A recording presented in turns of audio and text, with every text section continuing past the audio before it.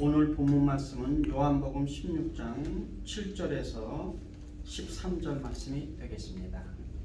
요한복음 16장 7절에서 13절 말씀이 되겠습니다. 신약성경 175페이지에 있습니다. 신약성경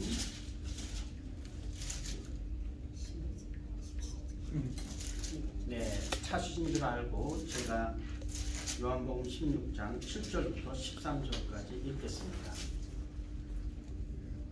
그러나 내가 너에게 실상을 말하노니 내가 떠나가는 것이 너에게 유익이라. 내가 떠나가지 아니하면 보혜사가 너희에게로 오시지 아니할 것이요 가면 내가 그를 너희에게로 보내리니 그가 와서 죄에 대하여 의에 대하여 심판에 대하여 세상을 책망하시리라.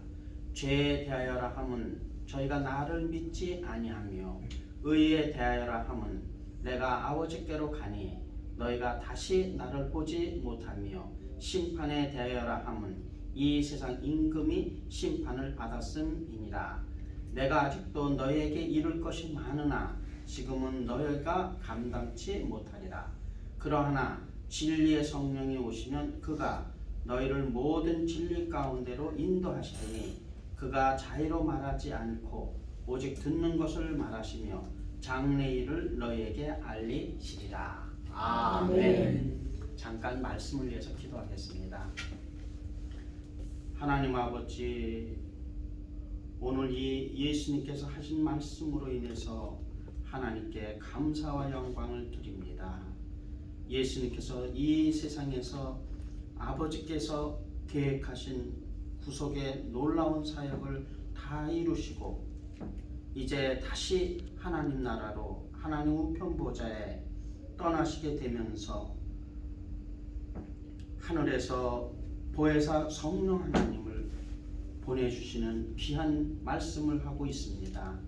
오늘 이 말씀을 통해서 저희들을 진리 가운데로 인도하여 주시고 열매 맺는 귀한 시간이 될 수 있도록 축복하여 주시옵소서. 아멘. 모든 은혜의 하나님께 감사드리며 우리 주 예수 그리스도의 존귀하신 이름으로 기도하옵나이다. 아멘. 자, 지금은 하나님에 대해서 말씀을 드리고 있습니다. 하나님은 모든 사람이 구원을 받으며 진리를 아는 데 이르기를 원하신다. 그렇게 말씀하고 있습니다. 하나님의 소원은 이 세상의 모든 사람이 구원을 받고 그 다음에 진리에 이르기를 원하십니다.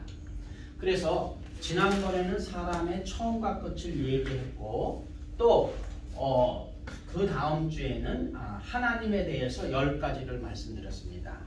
그리고 지난주에는 예수님에 대해서 예수님의 선제부터 시작해서 예수님의 동정녀 탄생, 그리고 예수님의 대속의 죽으심과 부활을 말씀드렸고 예수님의 승천, 그래서 하나님 우편 보좌에서 하고 계시는 일이 무엇인지에 대해서 말씀드렸습니다. 그리고 예수님이 이제 다시 재림하게 되는데 재림하고 난 이후에 사건들에 대해서도 간단하게 말씀을 드렸습니다.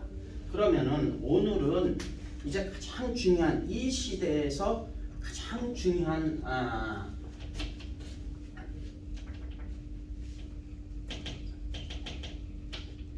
자, 잘 보세요. 하나님께서 구약에 하나님께서 구원을 계획을 하셨다면은 이게 Old Testament 구약이라는 뜻이죠. 이런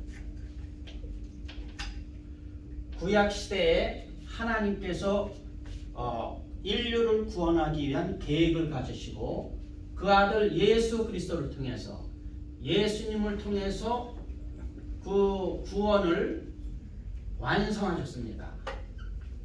그리고 예수님께서 십자가에 달려 돌아가시고 나서 잘 보세요. 3일 만에 부활하셨습니다. 3일. 그리고 부활하셨어요.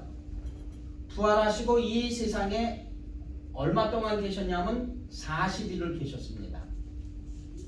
그리고 예수님께서 40을 계시고 나서 하늘에 승천하셨어요. 그리고 열흘째 되는 날, 예수님이 하늘에 승천하고 난 뒤 열흘째 되는 날, 그래서 부활서부터 열흘째 되는 날 50일이죠. 이 50이라는 말에 펜타코스탈, 이제 그 헬라어의 펜타, 5라는 단어가 나오는데 펜타곤 할 때도 그 오각형이라는 말이 그 헬라어에서 나오는 단어예요. 근데 이 50, 예수님의 부활부터 시작해서 50일째 되는 날 뭐냐? 이 세상에 성령 하나님께서 오셨습니다.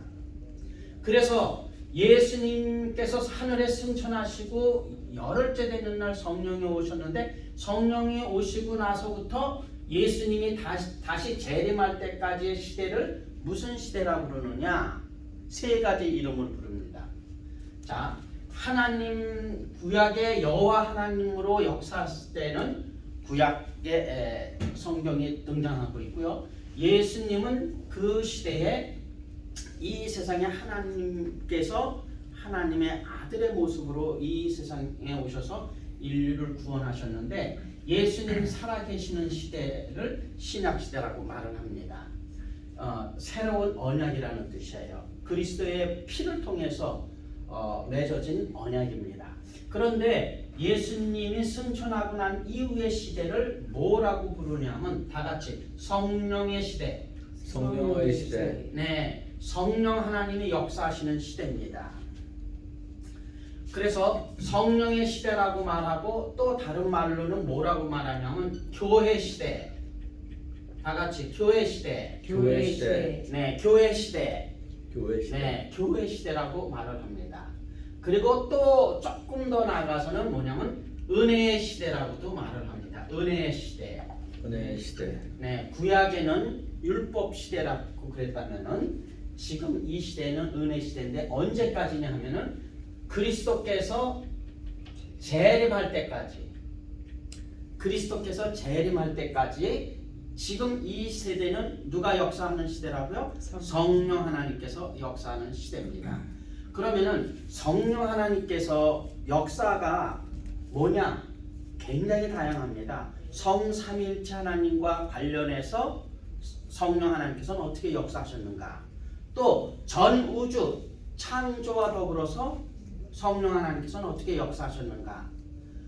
그리고 오늘은 특히 구원에 관해서, 인류를 구원하기 위한 구원에 관해서 성령 하나님께서 어떻게 역사하시는지를 말씀드리려고 합니다. 안 믿는 사람을 믿도록 하는 그 성령의 역사에 대해서 오늘 저는 말씀을 드리려고 해요. 그리고 성령 하나님은 믿는 자 가운데서 어떻게 역사하는가도 조금 일부분 말씀드리려고 합니다. 오늘 포인트는 성령 하나님께서 어떻게 구약의 하나님의 역사와 예수 그리스도의 구속의 사역을 하나님의 말씀을 듣는 각각 개개인에게, 안 믿는 사람들에게 어떻게 역사를 하고 있는가 하는 것을 5가지로 말을 하려고 합니다. 첫 번째는 뭐냐? 성령 하나님께서는 오늘 본문에 나와 있는데요. 본문에 나와 있는데 5가지 성령의 아주 중요한 포인트가 있습니다.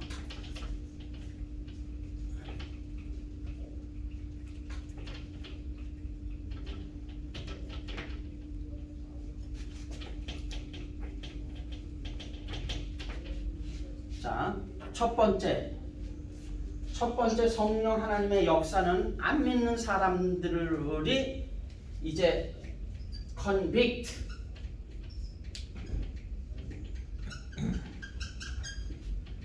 보세요.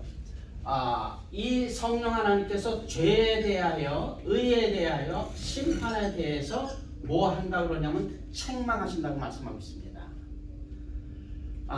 성령 하나님의 책망을 받지 않고 그냥 인간적으로, 양심적으로, 도덕적으로, 윤리적으로 죄를 깨닫는 것하고, 성령 하나님께서 하나님의 말씀, 복음을 통해서 우리로 하여금 책망해서 깨닫는 것하고는 많은 차이가 있습니다.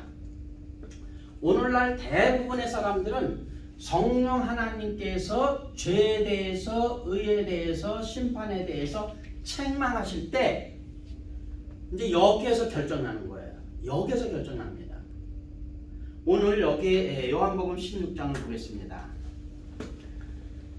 우선 7절에 뭐라고 말씀하고 계시냐면 그러하나 내가 너희에게 실상을 말하노니 내가 떠나가는 것이 너희에게 유익이라. 예수님께서 부활하시고 40일 동안 계시다가 예수님은 더 오래 계실 수가 있는데도 불구하고 떠나가는 게 유익하리라고 그랬어요. 왜 그렇습니까? 잘 보세요. 신체적으로, 육체적으로 계실 때는 시공간의 제한을 받습니다. 그런데 예수님이 떠나고 성령 하나님이 오시면은 시공간의 제한을 받지 않는 분이셔요. 성령 하나님은 동시에 전 우주를 통해서 이 지구 안에 동시에 역사할 수 있는 무소부지하신 분이십니다. 굉장히 중요한 내용을 말씀드리는데, 그래서 내가 떠나가는 것이 너희에게 유익하리라. 내가 떠나가지 아니하면 보혜사가 너희에게로 오시지 아니할 것이요. 예수님이 하늘에 승천하지 않으면은 성령 하나님을 comfort, 이 시작으로 오늘 전부 C로 시작합니다. comfort. 이 성령 하나님께서는 보혜사라는 말은 위로자라는 뜻이에요. 그 보혜사이신 성령 하나님께서 오지 않는다고 말씀하셨어요. 그러나 예수님이 가시면은 내가 그를, 성령 하나님을 너에게로 보내리리 그랬어요. 그래서 성령 하나님을 보내시는 분이 누구십니까? 예수 그리스도십니다. 예수님께서 가시면은 성령 하나님을 이 세상에 바로 보내신다고 말씀하셨어요. 그래서 언제 오셨습니까? 오순절날. 그 사도행전 1장을 잠깐 열겠습니다. 사도행전 1장.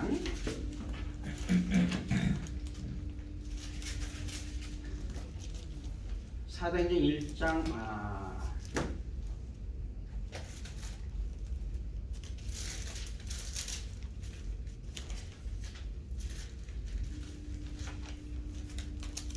1장 4절에 사도와 같이 모이사 저에게 분부하여 가라사대 예루살렘을 떠나지 말고 내게 들은 바 아버지의 약속하신 것을 뭐라고 그랬습니까? 기다리라 그랬어요. 예루살렘을 떠나지 말라고 그랬어요.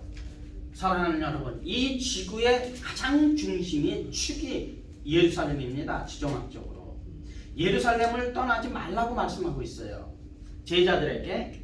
그리고 뭐라고 말하냐면 내게 들은 바 아버지의 약속하신 것, 그건 뭐냐면 성령을 말하고 있습니다. 성령을 기다리라고 했어요. 그래서 요한은 물로 침례를 베풀었으나 너희는 몇 날이 못 되어. 여기 몇 날이라는 게 바로 며칠이냐면 열흘이에요. 열흘. 예수님이 승천하고 난 이후에 열흘째 되는 날을 말합니다. 몇 날이 못 되어 성령으로 뭐요? 침례를 받으리라 하더라 그랬어요. 그래서 성령 하나님께서 예수님이 승천하고 난 이후에 이 지구에 어디에 오셨다고요? 예루살렘에. 장소는 예루살렘입니다. 언제? 시기는 예수님이 부활하고 나서 50일째 되는 날 성령 하나님이 예루살렘에 오셨어요. 이 지구의 중심에 오셨습니다. 그래서 여기 보면은 이제 예수님이 또 증거하는 게 1장 8절에서 오직 성령이 너에게 임하시면 너희가 권능을 받고 예루살렘과 유대와 사마리아와 땅끝까지 이르러 내 증인이 되라. 성령이 임하면은 성령의 역사를 따라서 예수님이 그리스도라는 것에, 예수님이 메시아라는 사실에, 예수님이 구세주라는 사실에 대한 증인이 되라고 지금 제자들에게 명하고 있는 겁니다. 그런데 이렇게 오순절날 성령이 오셔서 어떤 역사를 어떻게 했는지를 보여주려고 합니다. 그런데 그 중에 첫 번째가 뭐냐면 죄입니다. 그런데 죄라고 말할 때 우리 사람들은 일반적으로 죄라고 말하면 사람과 사람 사이에 지은 죄는 너무나 잘 알고 있습니다. 근데 사람이 하나님과의 관계에서 지은 죄는 잘 몰라요. 그리고 사람이 하나님이 창조한 피조물들과의 관계에서 지은 죄를 몰라요. 그리고 더 나아가서 가장 모르는 게 하나가 오늘 여기 등장하는데 그거는 성령 하나님께서 책망을 하셔야 됩니다. 죄에 대하여라 함이 뭐냐? 요한복음 16장 가겠습니다. 사도행전 바로 앞에 16장. 자, 9절. 다 같이 읽겠습니다. 예일이가 읽어줄까? 읽어봐요 한번. 죄에 대하여라 함은 그들이 나를 믿지 아니함이요. 네, 죄에 대하여 예수님이 말하고 있어요. 예수님이 직접 말하고 있어요. 죄에 대하여라 함은 저희가 나를 믿지 아니하며. 사람들이 예수님을 메시아로 믿지 않는 게 죄라 그렇게 말하고 있는 겁니다. 예수님을 믿지 않는 게 죄라는 사실을 이 세상에 아는 사람은 없습니다.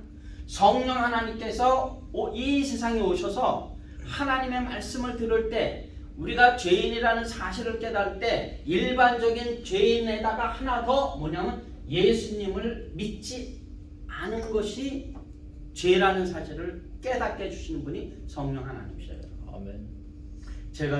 저는 부처님을 마음속 중심에 두고 사는 사람이에요.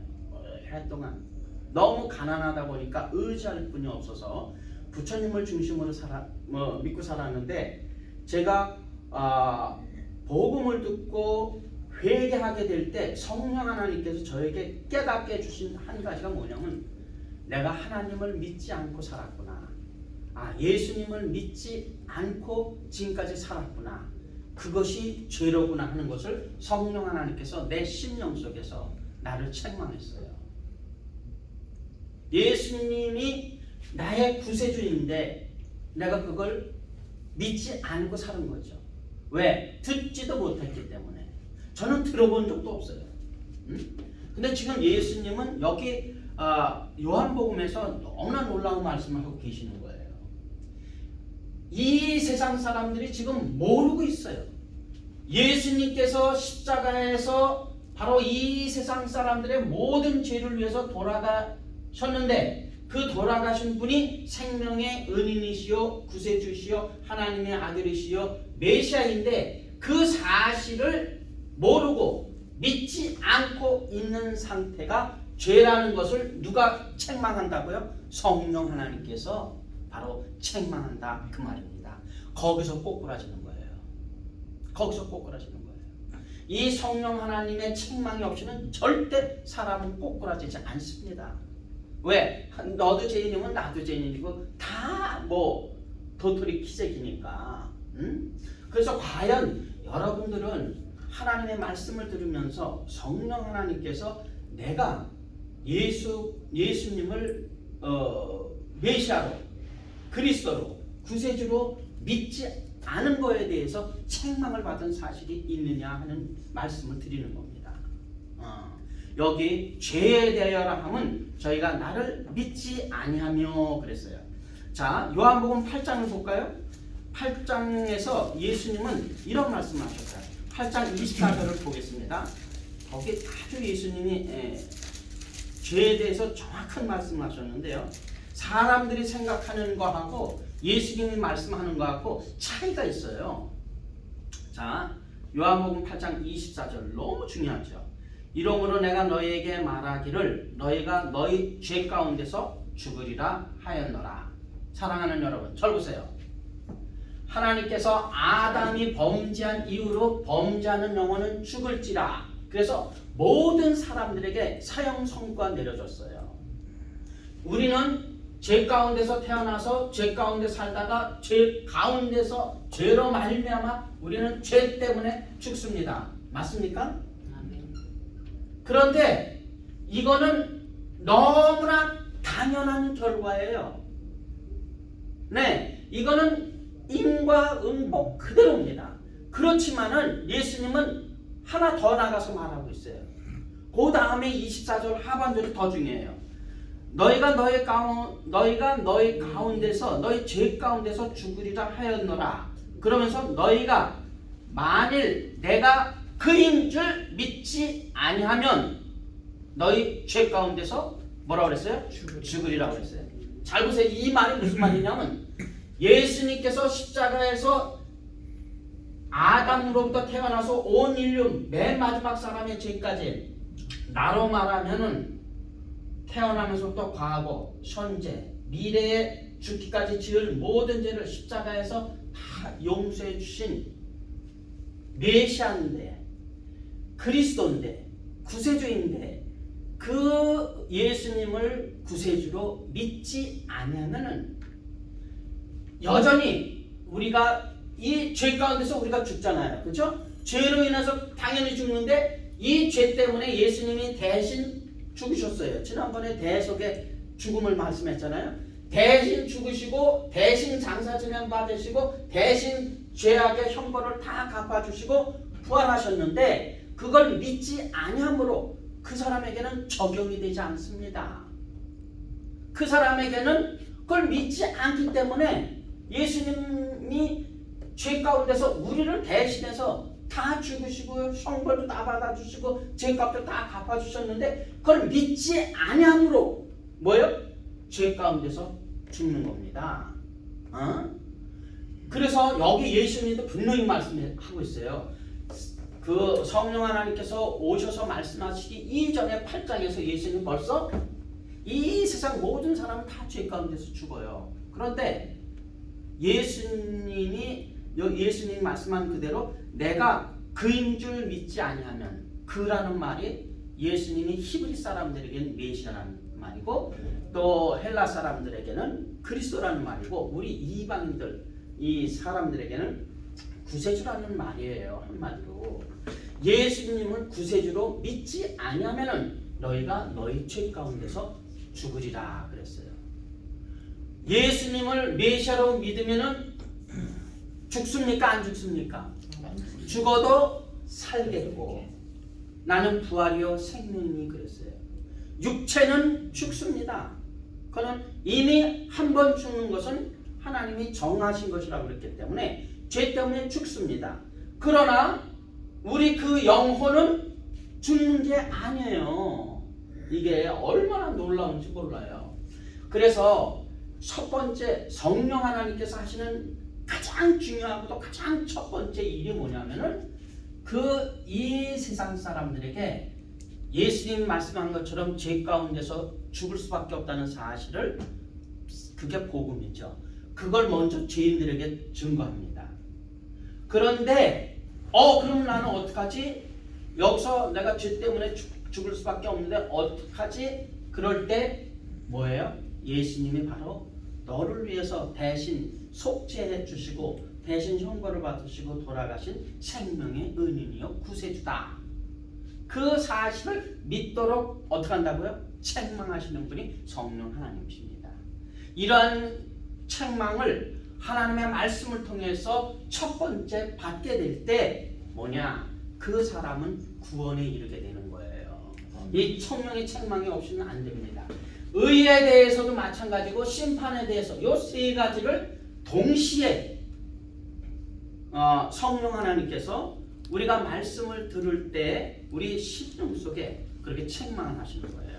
그러면 이것이 정말 사실인가? 한번 볼까요? 사도행전에 오순절날 예루살렘에 그리고 50일째 되는 날, 예수님이 부활하고 나서 정확하게 50일째 되는 날 성령이 그 제자들이 모여있는 그 가운데 임했습니다. 여러분 믿습니까?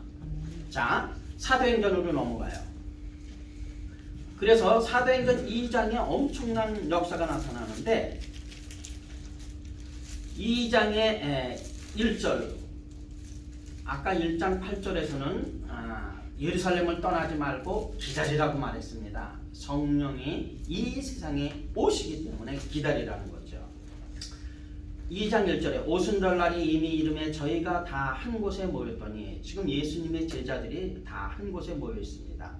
호련히 하늘로부터 급하고 강한 바람 같은 소리가 있어 가로되 저희 앉은 온 집에 가득하여 불의의 혀같이 갈라지는 것이 저희에게 보여 각 사람 위에 임하여 있더니 저희가 다 성령의 충만함을 받고 성령이 말하게 하심을 따라 다른 방언으로 말하기를 시작하니라. 절 보세요. 오늘날 가장 심각한 문제가 성령에 대한 문제입니다. 성령 하나님이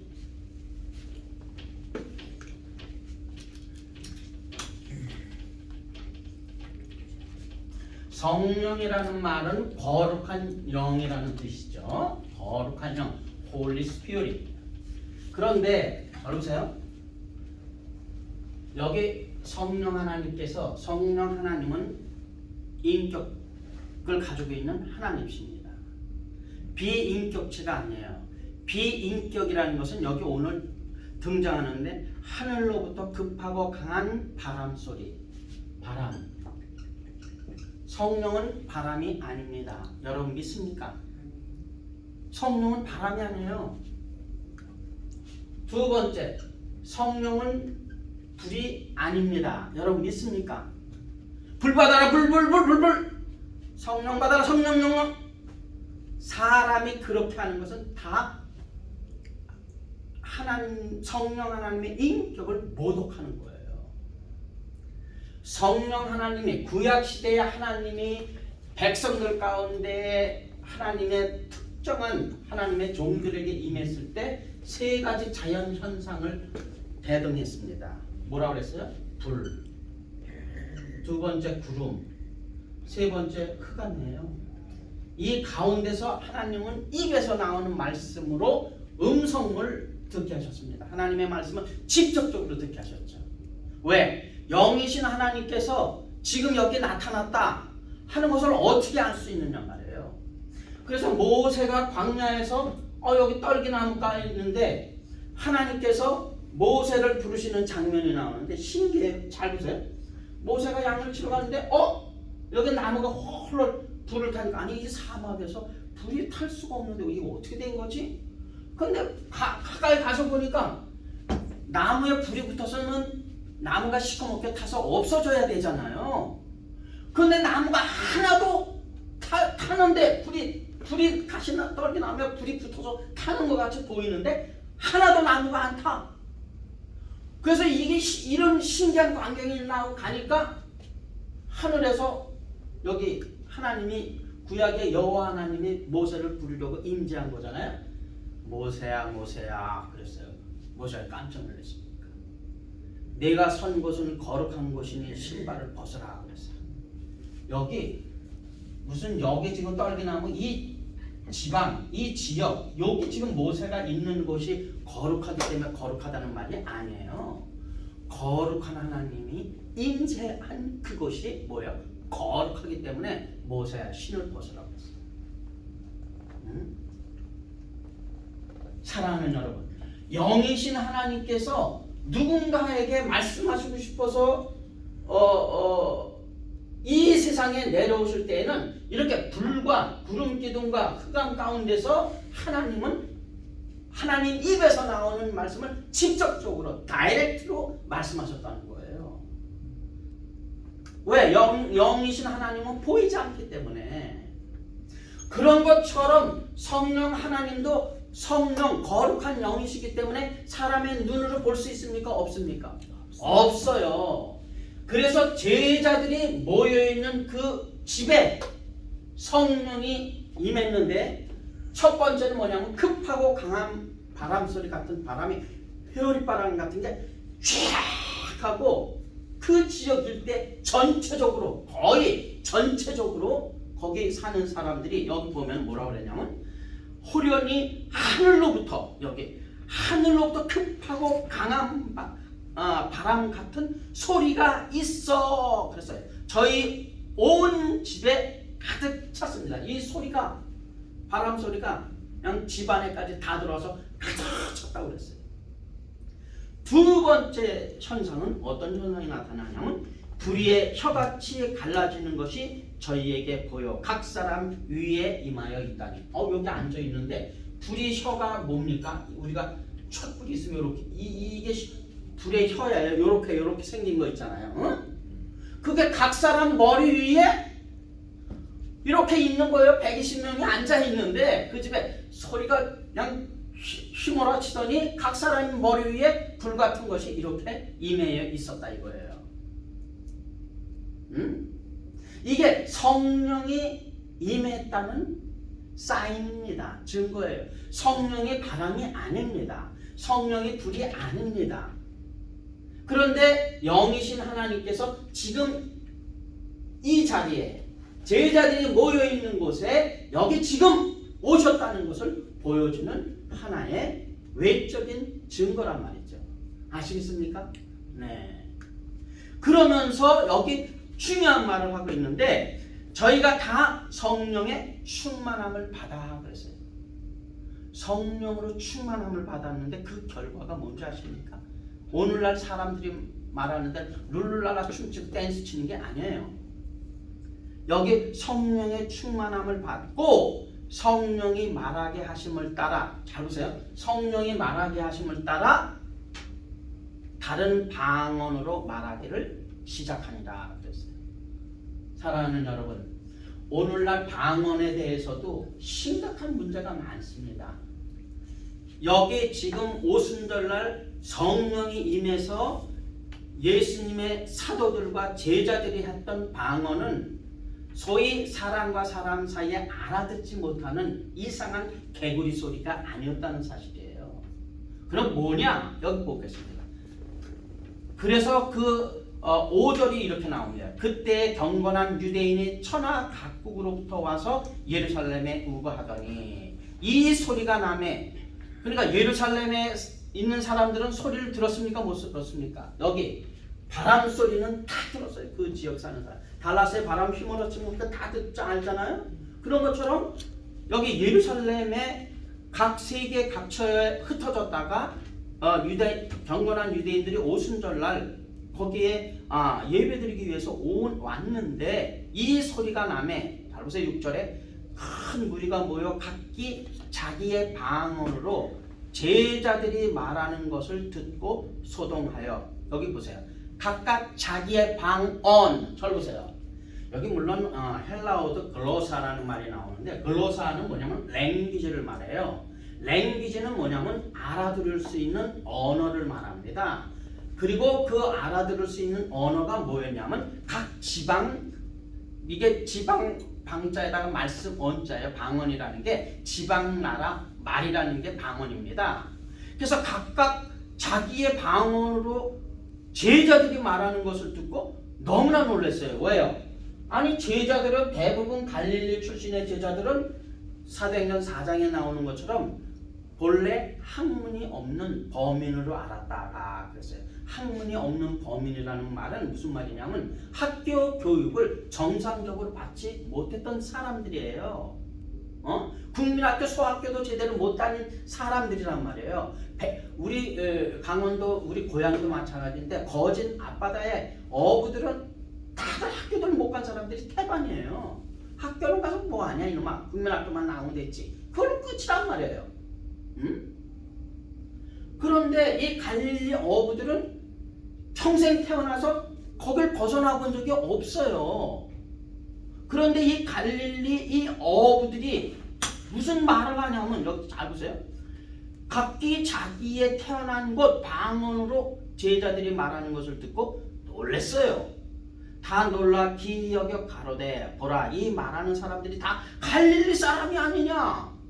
그런데 우리 각 사람이 태어난 곳 방언으로 듣게 되는 것이 어쩌면요 그랬어요. 각 사람이 태어난 지방 나라 말로 듣는 게 어떻게 된 거냐 그런 거죠.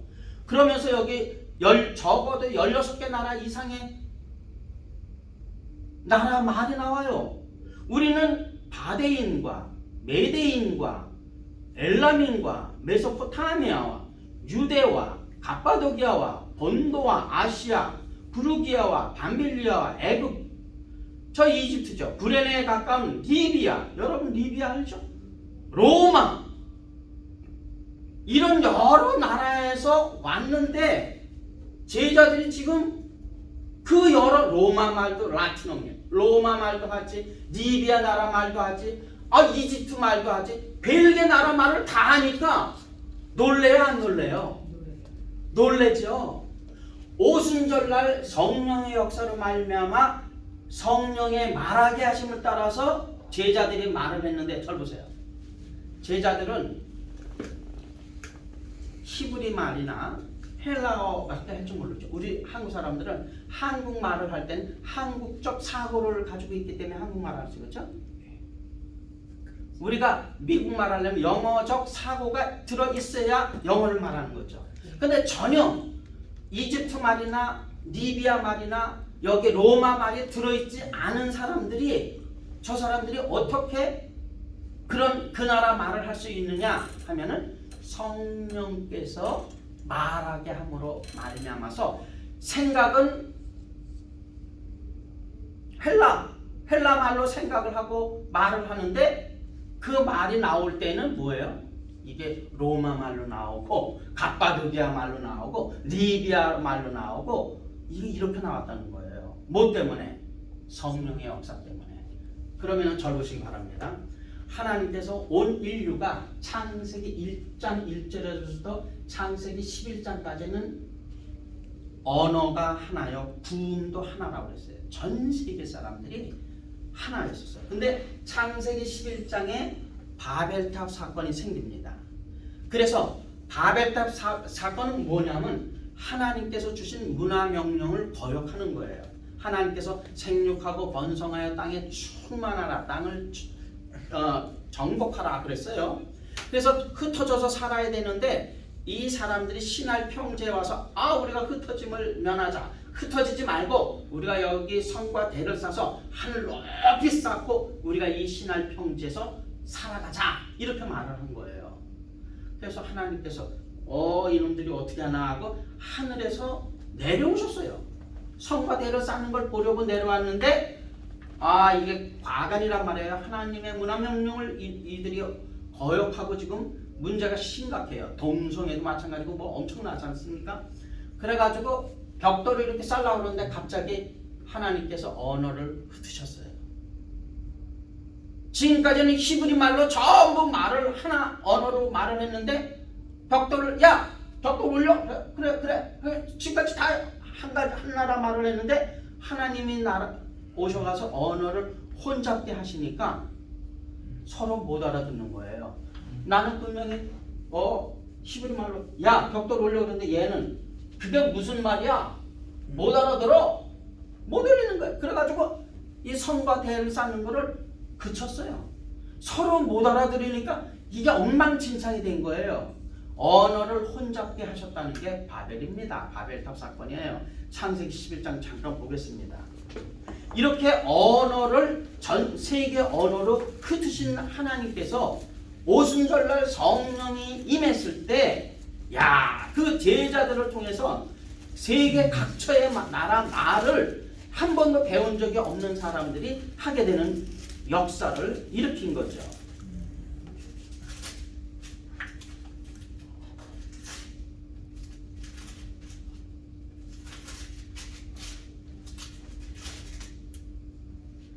창세기 11장 1절 온 땅에 구음이 하나이요 언어가 하나이었더니 그쵸? 구음이 하나요 언어가 다 하나였어요. 한 랭귀지. 우리가 천국에 가면은 랭귀지가 하나입니다.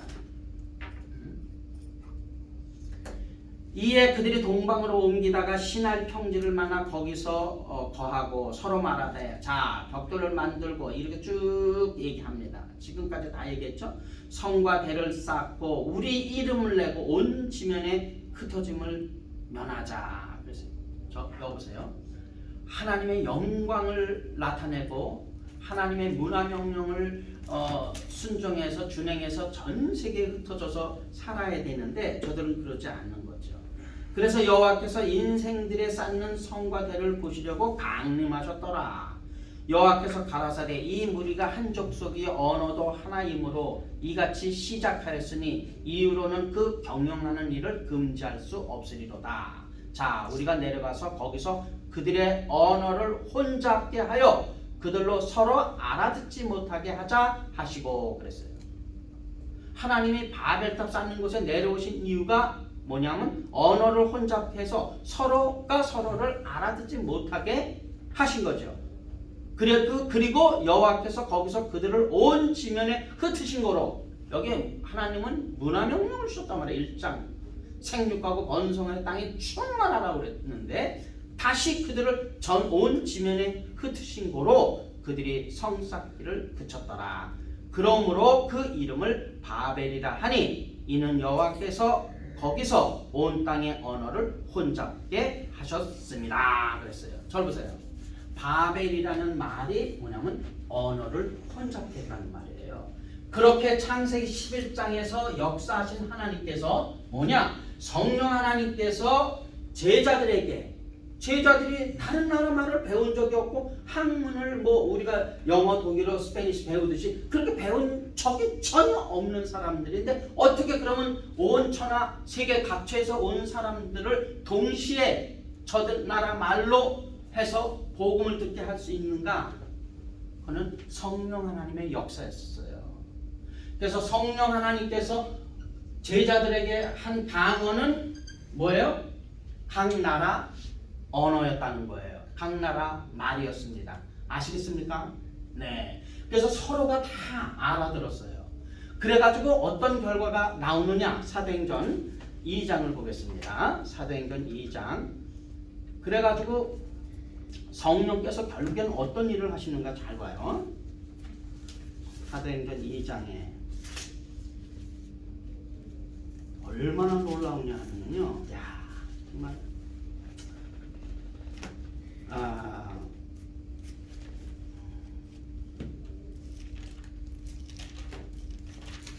2장 14절 베드로가 11 사도와 같이 소리 높여 가로되 유대인들과 예루살렘에 사는 모든 사람들아 유대인들과 예루살렘에 많은 이방인들도 살고 있었죠. 이 사람들아 이 일을 너희로 알게 할 것이니 내 말에 귀를 기울이라. 때가 제3신이 너희 생각과 같이 이 사람들이 취한 것이 아니라 이는 곧 선지자 요엘로 말씀하신 것이니 일렀으되 하나님이 가라사대 말세 내가 내 영으로 모든 육체에 부어주리니 너희 자녀들은 예언할 것이요 너희 젊은이들은 환상을 보고 너희 늙은이들은 꿈을 꾸리라. 그때에 내가 내 영으로 내 남종과 여종들에게 부어주리니 저희가 예언할 것이요 또 내가 위로 하늘에서는 기사와 아래로 땅에서는 징조를 베풀리니 곧 피와 불과 연기로다. 주의 크고 영화로운 날이 이르기 전에 해가 변하여 어두워지고 달이 변하여 피가 되리라. 누구든지 주의 이름을 부르는 자는 뭐예요? 구원을 얻으리라. 잘 보세요. 지금 베드로가 구약의 요엘서를 인용을 해서 성령이 이 세상에 오신다는 것을 요엘서에 예언해 놓은 것이 지금 성취가 됐다. 예언을 성취했다라고 지금 말씀하고 있는 거예요. 그리고 누구든지 주의 이름을 부르는 자는 뭘 받아요? 구원을 얻는다. 이렇게 구약에 그걸 말씀했어요. 그 다음에 또 22절 보세요. 이스라엘 사람들아 이 말을 들으라. 너희도 아는 바에 하나님께서 나사렛 예수로 큰 권능과 기사와 표적을 너희 가운데서 베푸사 너희 앞에서 그를 증거하셨느니라. 절 보세요. 하나님께서 너희가 나사렛에서 무슨 선한 것이 날 수 있겠느냐? 그 말은 나사렛에서 메시아가 절대 나올 수 없다는 겁니다. 그렇지만은 하나님께서 나사렛에서 여기 예수로 말미암아 큰 권능과 기적과 표적을 행하셨다 그랬어요. 그 권능과 기적과 표적이 뭐냐? 메시아의 표징입니다. 그리고 너희 가운데서 베푸사 너희 앞에 그를 증거하셨다. 하나님께서 예수님이 메시아라는 것을 이스라엘 백성들 앞에서 38가지의 기적과 능력을 행하셨는데요. 그걸 증거하셨다고 말씀하고 있습니다. 여기 지금 2장에 베드로가 지금 하는 말에 주어가 전부 하나님으로 등장해요. 여기 23절에서도 그가 하나님의 정하신 뜻과 미리 아신 바대로 내어준 바 되었거늘 너희가 법 없는 자들의 손을 빌어 못 박아 죽였으나 그랬어요. 하나님의 예언이 등장하고 있습니다. 법 없는 저 로마 사람들의 손을 빌어 예수님을 십자가에 못 박아 죽였지만은 24절에서 하나님께서 사망의 고통을 풀어 살리셨으니 이는 그가 사망에 매여 있을 수 없음이라. 절 보시기 바랍니다. 예수님의 부활은 예수님 스스로가 부활했다고 성경은 말하지 않습니다. 예수님의 부활에 관계된 것은 전부 하나님께서 그를 살리신지라. 하나님께서 예수님을 살리셨다고 말씀하고 있어요. 하나님께서 예수님을 일으켰다고 말씀하고 있습니다.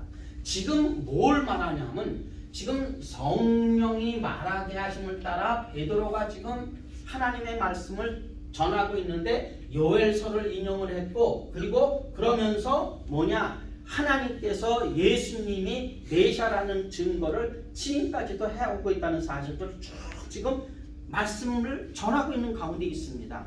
그리고 사망에서 하나님께서 살리셨다, 부활하셨다는 것을 지금 보여주고 있는 거죠. 그리고 또 다윗을 또 구약의 예를 들었습니다. 내가 항상 내 앞에 계신 주를 배웠으며 나로 요동치 않게 하기 위하여 그가 내 우편에 계시도다. 이러므로 내 마음이 기뻐하였고 내 입술도 즐거워하였으니 육체는 희망에 거하리니 이는 내 영혼을 음부에 버리지 아니하시며 주의 거룩한 자로 썩음을 당치 않게 하실 것이미로다.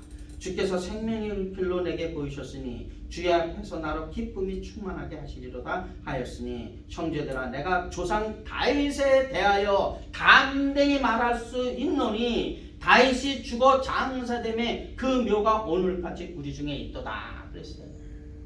베들레헴에 있습니다. 그는 선지자라 하나님이 미리 이미 맹세하사 그 자손 중에서 한 사람을 그 위에 앉게 하리라 하심을 알고 그랬습니다.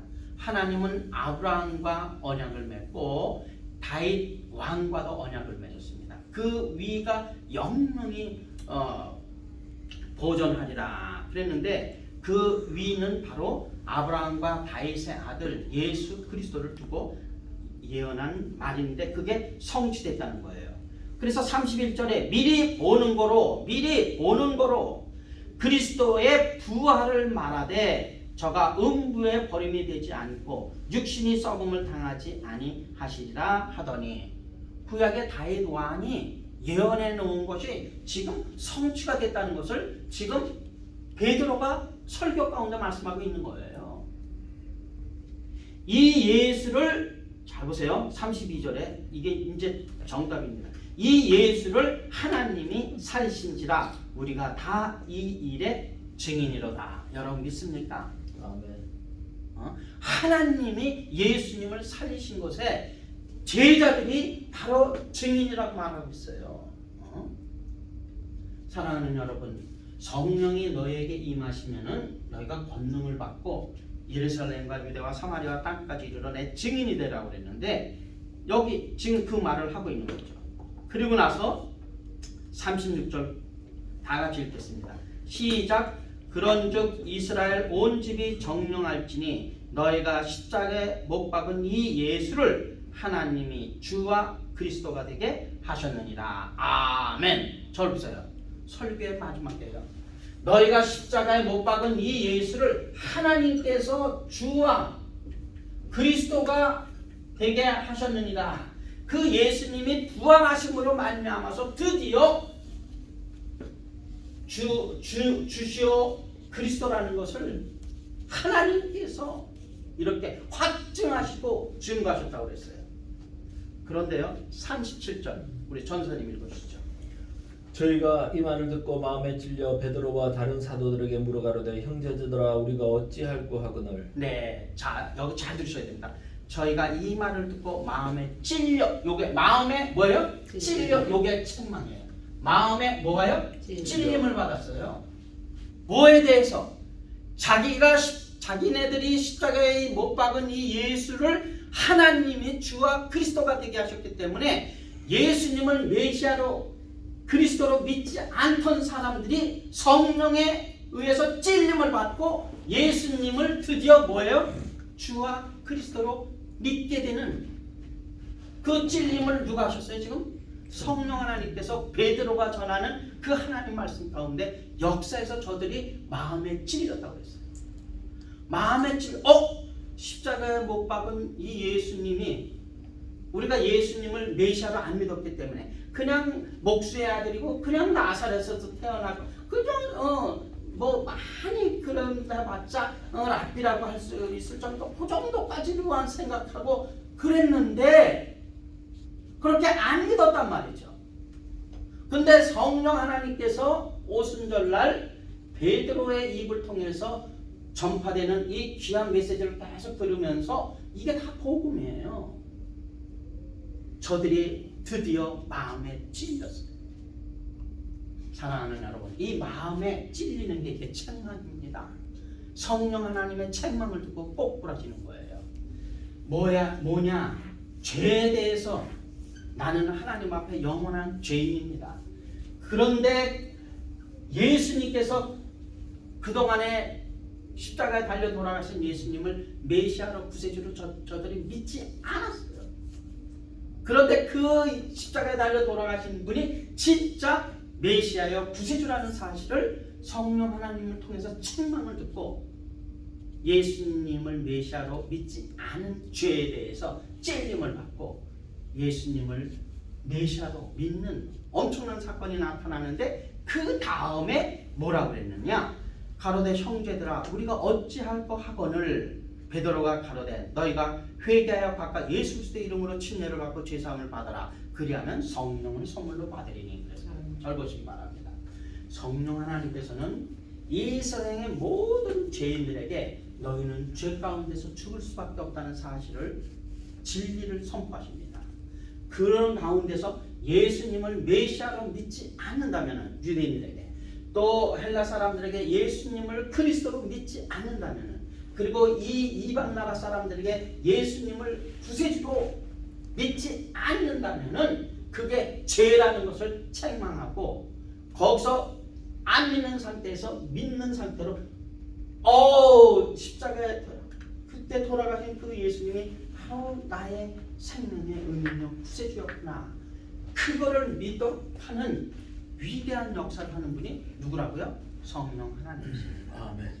이렇게 성령 하나님께서 첫 번째 컨빅트가 되는 사람이 우리가 어찌할꼬 하는 회개를 이루는 근심을 하는데, 그걸 뭐라고 그러냐면 confess라고 합니다. confess. 두 번째 성령께서 하시는 일이 confess 하게 해요. 우리가 성령 하나님의 역사가 없이 그냥 confess 하면은 시인하는 거, 예수님을 메시아로 시인하는 거, 입술로 많은 사람들이 주여 주여 그럽니까? 안 그럽니까? 예수님이 말했잖아요.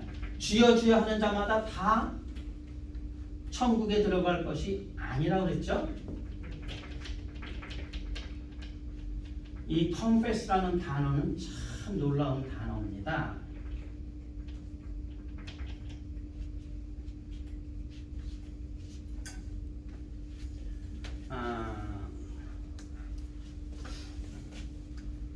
이 시인, 이 첫 번째 이제 책망을 받으면 그 다음에 이제 시인을 하게 되는데, 이 confess는 이게 라틴어에서 나왔어요. 이 con은 이게 same이라는 뜻입니다. 그리고 fess는 factory 하면은 뭐예요? 만든다. 요거 fess는 요거 make거든요. 만드는, 갖게 만드는 게 confess라는 뜻이에요. 그게 무슨 말이냐? 우리는 이해가 안 갑니다. 근데 요 confess라는 단어는 헬라어의 호모로게에서 나왔어요. 로게는 뭐냐면 로고스, 말씀이라는 말이고, 호모라는 말은 우리가 잘 알듯이 호모 할 때는 그게 뭐예요? same이라는 뜻이잖아요.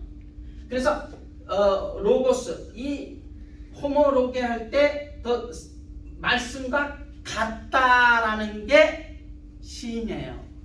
하나님의 말씀과 잘 들으셔야 됩니다. 하나님의 말씀이 내게 들려졌을 때 내 지정의가 세계가 나란히 일직선돼서 하나님 말씀하고 다 같이 똑같이 맞아진 상태가 뭐냐면 confess야, 호모로게예요. 생각은 그래, 지식적으로는 그런데 감정은 아니고, 이거는 아니야. 이거는 confess가 아닙니다. 무슨 얘기인지 알겠어요? 우리가 제가 여기 미국에 와서 이제 재판을 받으러 갔는데 딱지를 끊겼어요. 그래가지고 길티냐 길티가 아니냐를 컨페스 하라는 거예요. 그래서 guilt with false라고 했어요. 내가 처음입니다. 봐주시오. 이제 그 뜻이죠. confess. 그러니까 판사가 네가 지금 이렇게 위반을 했는데 그것이 위반을 했는데 confess 하겠느냐 그거예요. 위반한 거에 대해서 똑같이 말하겠다. 위반한 거에 내가 우리 쉽게 말해서 인정한다는 거죠. 그 받아들인다는 거잖아요. 네, 맞습니다. 내가 그렇게 했습니다. 그 맞습니다. 내가 그렇게 위반했습니다. 그 뜻 아니에요? 그래서 guilt with false. 제가 초범이니까 봐주셔야 돼. 그래 일로 와라. 그래가지고 그러면은 너 교육 받고 그 다음에 자원봉사 얼마 하면은 이거는 너 디스미스 해주겠다. 이렇게 이제 나오는 거 아닙니까? 근데 여기 굉장히 중요한 말이 나오는데요. 요거는 지금 오늘 요한복음 16장 8절에서 10절 말씀을 했고요. 컨페스의 중요한 게 뭐냐면요. 고린도전서, 고린도 교회가 정말 어지러운 교회예요. 12장 3절 열어주세요. 고린도전서 12장 3절. 이게 말이죠. 오늘날 예수님을 주라고 시인한 사람은 부지기수로 많은데 과연 그런지 한번 보겠습니다. 12장 3절.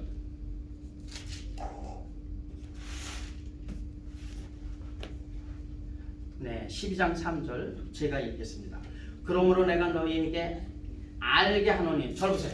사도 바울은 고린도 교회에 내가 너희로 알게 하노니, 복음을 알게 하노니, 여러 가지를 알게 하노니, 너희들에게 알려주고 싶은 게 있다는 거예요. 알게 하려는 게 하나 있는데 그게 뭔가 보세요.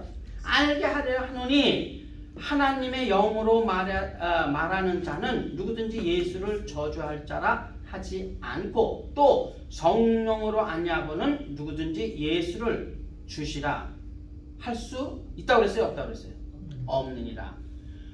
잘 보세요. 여기 마지막 하반절이 성령으로 아니하고는 누구든지 예수를 주시라 시인할 수 없다고 그랬어요. 성령 하나님께서 뭐냐? 이 컨빅트를 분명하게 받은 사람들에게 예수님이 뭐냐? 바로 My Lord 주시며 그리스도라고 시인하게 하시는 분이 누구시라고 그랬어요? 성령 하나님이십니다. 그러니까 성령 하나님께서는 반드시 이 순서대로 돼요. 책망을 하시고 그 다음에 시인을 하게 하는데 책망에서 여기 꼬꾸라진 사람들, 책망을 해도 꼬꾸라지지 않은 사람들이 있어요. 꼬꾸라진 사람들을 지금 말하는 거예요. 지금 사도행전 2장에 나타난 그 말을 듣고 마음에 찔려 가로되, 마음에 찔린 사람들을 말하는 거죠. 이 찔린 사람들에게 뭐 하게 하냐면 성령 하나님께서는 컨페스하게 한단 말이에요. 내가 스스로가 아닙니다. 내가 다른 사람 한다고 해서 그게 아니에요.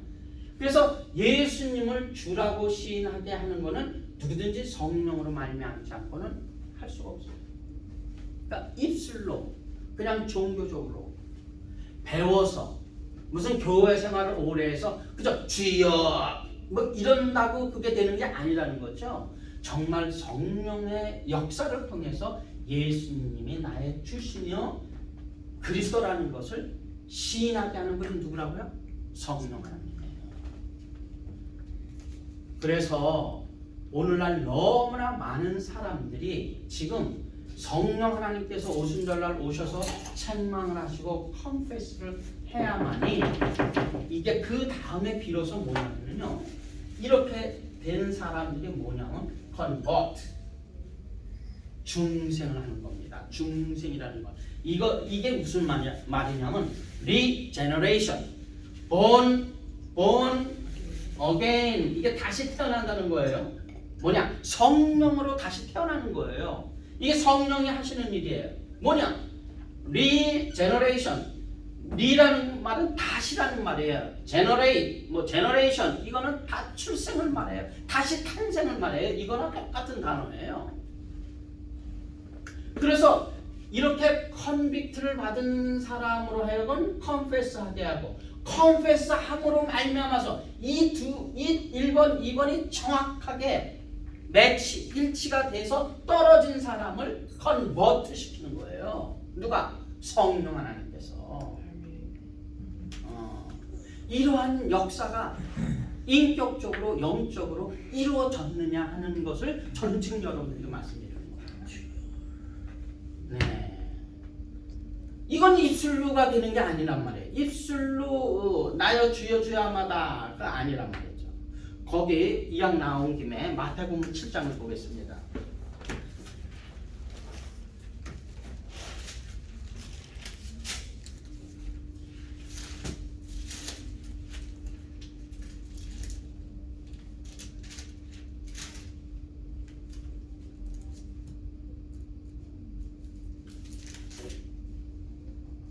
(7장 21절)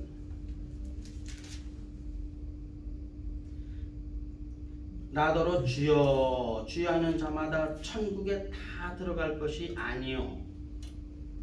그러니까 자 예수님 보고 나 주여 주여 그랬어요. 근데 다 들어가지 않고 뭐냐면 일부만 들어간다는 거죠. 일부. 주여 주여 했다고 그래서 다 들어갑니까? 안 들어가요.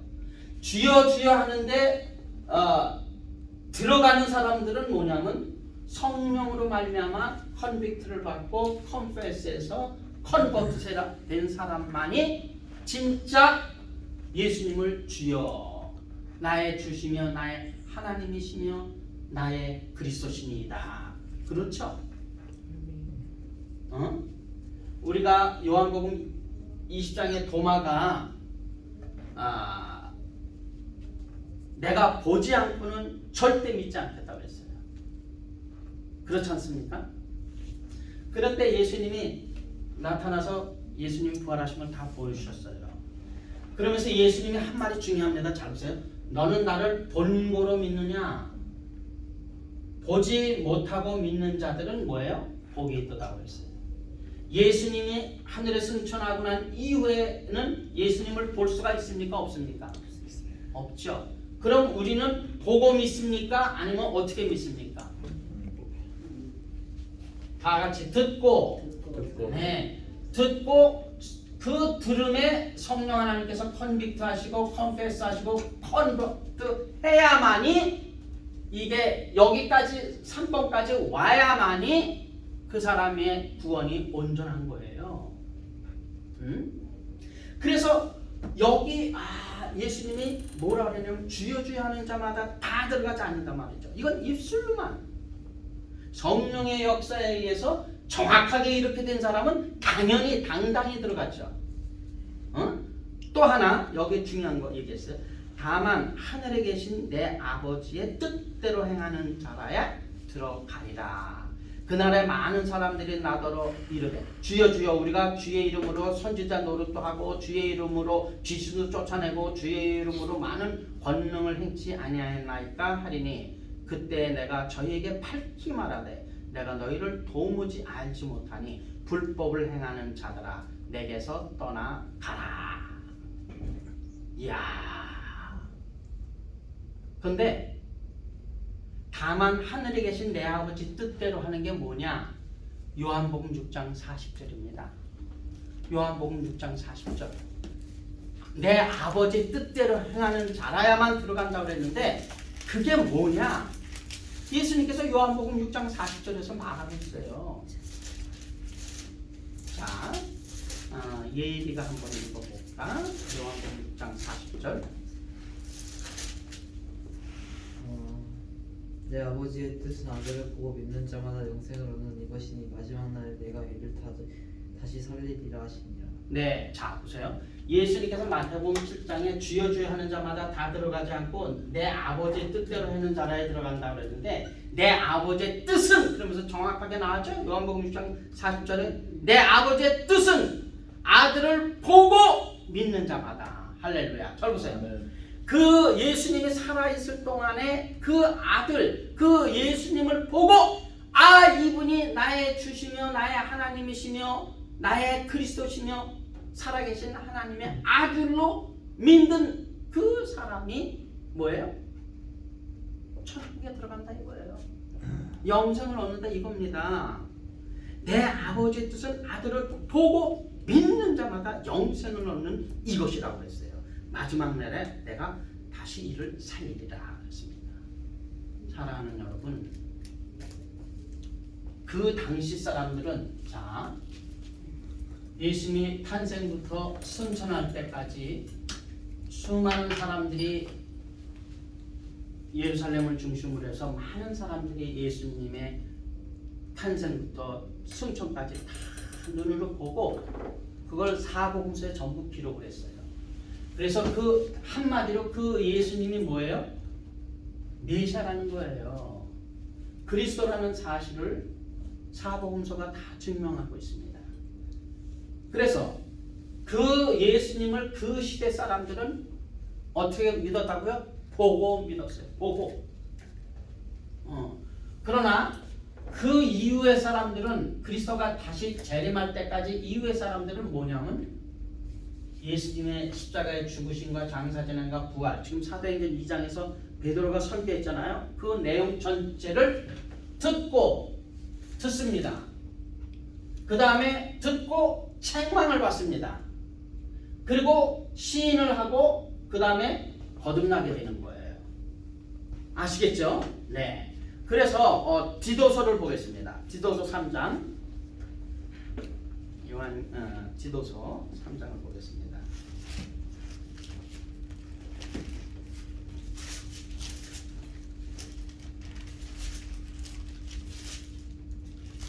(349페이지) 신약성경 디도서 3장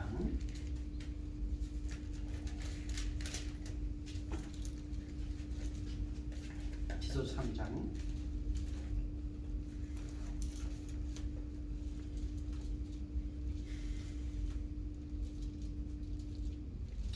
3장 5절에 보면은 우리를 구원하시되, 잘 보세요. 우리를 구원하실 때 우리의 행한 바 의로운 행위로 말미암지 않고, 잘 보세요. 사람의 의가 아닌 하나님의 의로 구원하시는 거죠. 아멘. 그런데 오직 그의 긍휼하심을 쫓아 중생의 씻음과 성령의 새롭게 하심으로 하셨나니 성령을 우리 구주 예수 그리스도로 말미암아 우리에게 풍성히 부어 주사. 할렐루야. 잘 보세요.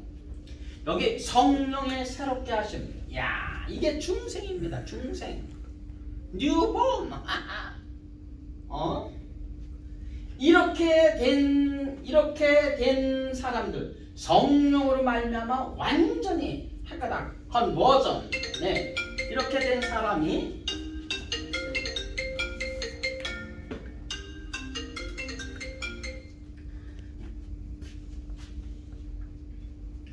그래서 이렇게 실제적으로 내 죽었던 영혼이 다시 사는, 내 영혼이 죄로 인해서 죽었던 영혼이 성령의 역사로 말미암아서 내 안에 예수님을 메시아로 구세주로 믿음으로 말미암아서 성령 하나님께서 성령을 우리 마음 가운데 부어져 있는 상태, 성령이 우리 안에 들어온 상태, 성령이 우리 안에 들어오셔서, 잘 보세요. 요거 두 개까지는 성령이 외부에서 역사하시는데, 이제는 요 컨버트 할 때는 성령이 우리 안에 들어오셔서 역사하시는 거예요. 아시겠습니까? 성령이 우리 안에 들어와서 우리를, 그 다음에 네 번째 뭐냐면 체인지, 변화시키는 거예요. 그래서 이러한 성령의 역사로 말미암아 사도행전 2장 전체가 변화함을 받습니다. 여러분, 이러한 성령의 역사가 없이는 인간적인 종교와 윤리와 도덕이나 그 어떤 것으로도 이렇게 성령의 역사를 우리가 능가할 수는 결단코 없는 겁니다. 성령 하나님께서 우리로 하여금 하나님의 말씀을 들을 때, 복음을 들을 때 하나님 앞에 죄인인 것뿐만 아니라 심판받고 지옥에 가는 것뿐만 아니라 내가 그동안에 예수님을 메시아로 믿지 않았구나, 예수님이 메시아인데 그거를 모르고 살았구나, 그거에 대한 너무나 깊은 책망, 찔림을 받게 되는 거죠. 그래서 예수님을 메시아로 구세주로 시인을 하게 되고, 그렇게 시인함으로 말미암아 성령 하나님께서 우리 안에 들어오셔서, 자 보세요, 이게 있으면은 성령이 바깥에 있다, 우리 안에 들어오셔서 dwelling, 우리 안에 거주하시는 거예요. 우리 안에 거하시는 겁니다. 그래서 그 다음에 우리 삶이 전체적으로 변화되는데, 잘 보세요, 변화되는데 뭐냐면요, 이 세상 나라와 이 세상의 영광을 위해 살다가 하나님 나라와 하나님의 영광을 위한 삶으로 완전한 변화가 돼요. 자, 내가 시골에서 살 때 목표는 소를 많이 길러가지고 내가 이 다음에 이렇게 살아야 되겠다는 게 제 생애 목표였습니다. 그런데 서울에 와서 복음을 듣고 나서 제가 거듭나고 난 다음에 완전히 변화된 게 뭐냐면, 말씀하시되 나를 따라오너라 내가 너희로 사람을 낳는 어부가 되게 하리라. 내가 예수님을 따라가면서 사람을 낳는 어부로 영혼을 구원하는 일이 바로 내 생애의 목표예요. 그게 내 생애의 전부입니다. 그 일을 위해서 다른 모든 것이 부수적으로 따라가는 거예요. 삶의 목표가 달라졌죠, 그렇죠? 이 세상의 부귀영화가 아니라 하나님 나라의 영광을 위해서, 하나님 나라를 위한 거죠. 그래서 하나님 나라는 뭐라고 말을 했냐면, 회개하라, 천국이 가까웠느니라고 그랬어요. 이게 회개 없이는 안 되는 거죠. 그래서 다음 주에는 이제 성삼위일체 하나님에 대해서 구원을 계획하시고 그 아들 예수 그리스도가 이루시고 그 성령 하나님께서 오셔서 우리로 하여금 죄 가운데 있는 것을 책망하시고 예수님이 메시아라는 사실을 증거하시고 성령께서 우리 안에 들어오셔서 우리를 중생시키시고 우리의 삶이 하나님 나라와 영광을 위해서 살아가는 삶으로 우리를 변화시키시는 거죠. 그래서 새로운 피조물을 만드셔서 우리가 남은 생애에 하나님께 영광 돌리는 삶으로 변화되는 겁니다. 이러한 성삼위일체 역사, 성삼위일체 하나님의 역사가 있어야만이 진정한 구원이 우리에게 이루어지는 줄로 믿습니다. 다음 주에 이제 구원에 대해서 하고 그 다음 주에 진리에 대해서 하면은 이 기본적으로 하나님의 소원을 우리가 다 말씀드리는 겁니다. 감사합니다. 네, 기도하겠습니다. 하나님 아버지, 이 세상에 성령 하나님께서 2000년 전에 오셔서 오순절날에 예수님의 수제자들을 통해서, 사도들을 통해서, 예수님의 120명에 되는 제자들을 통해서 이 놀라운 구원의 은혜의 복음을 땅끝까지 증거하게 하시고, 성령 하나님께서 우리로 하여금 책망하시고 믿게 하시고 우리 안에 내주하셔서 우리 삶을 변화시켜 주시며 하나님 나라와 영광을 위해서 살아갈 수 있도록 인도하여 주시니 참으로 감사합니다. 이 놀라운 기쁜 소식을 온 세상 사람들에게 증거하여 저희들과 동일한 은혜를 얻게 하여 주시고 하나님 나라와 영광을 위해서 사는 삶으로 같이 믿음으로 나아갈 수 있도록 축복하여 주시옵소서. 오늘 이 귀한 생명의 말씀을 감사드리며 우리 주 예수 그리스도의 존귀하신 이름으로 기도하옵나이다. 아멘. 아멘.